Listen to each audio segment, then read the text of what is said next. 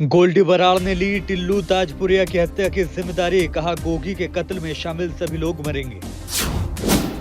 बंद होगी एक और एयरलाइन से 2 दिन तक गोए फर्स्ट की सभी फ्लाइट कैंसिल, कंपनी ने खुद को दिवालिया किया घोषित। ईडी की चार्जशीट में राघव चड्ढा का आया नाम, राघव ने मीडिया के सामने रखा अपना पक्ष। जंतर मंतर पर पहलवानों के विरोध पर बोले ब्रजभूषण शरण सिंह, फांसी दे दीजिए, खेल मत रोकिए।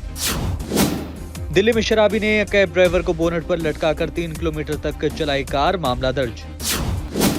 चांदनी रात में कई गुना खूबसूरत हो जाता है ताज, अब एएसआई ने शुरू की ऑनलाइन टिकट बुकिंग।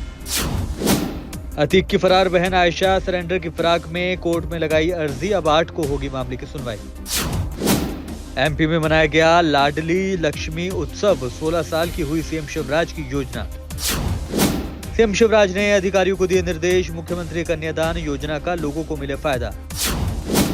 कर्नाटक के चुनाव से गरमाया एमपी का सियासी पारा, दिग्विजय सिंह पर नरोत्तम मिश्रा का पलटवार।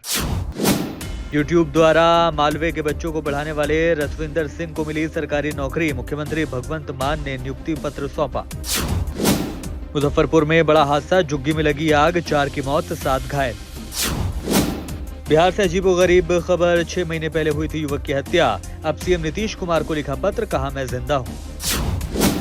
झुग्गी बस्ती से निकलकर श्रमिकों के बच्चों ने बनाई अंतर्राष्ट्रीय पहचान, भारतीय सॉफ्ट बॉल टीम में राज्य के 3 युवा कर रहे प्रतिनिधित्व।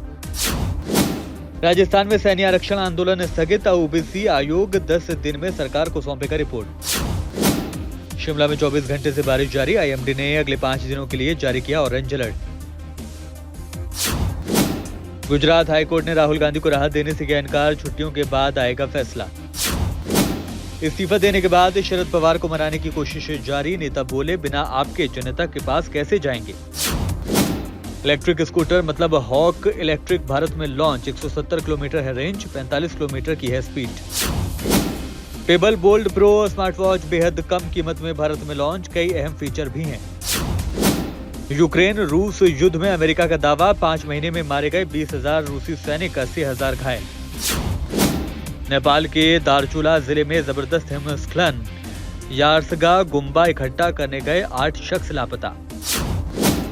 हॉकी वर्ल्ड कप 2023 में भारत ने वेल्स को 4-2 से दी मात, अब खेलना होगा क्रॉस ओवर मुकाबला।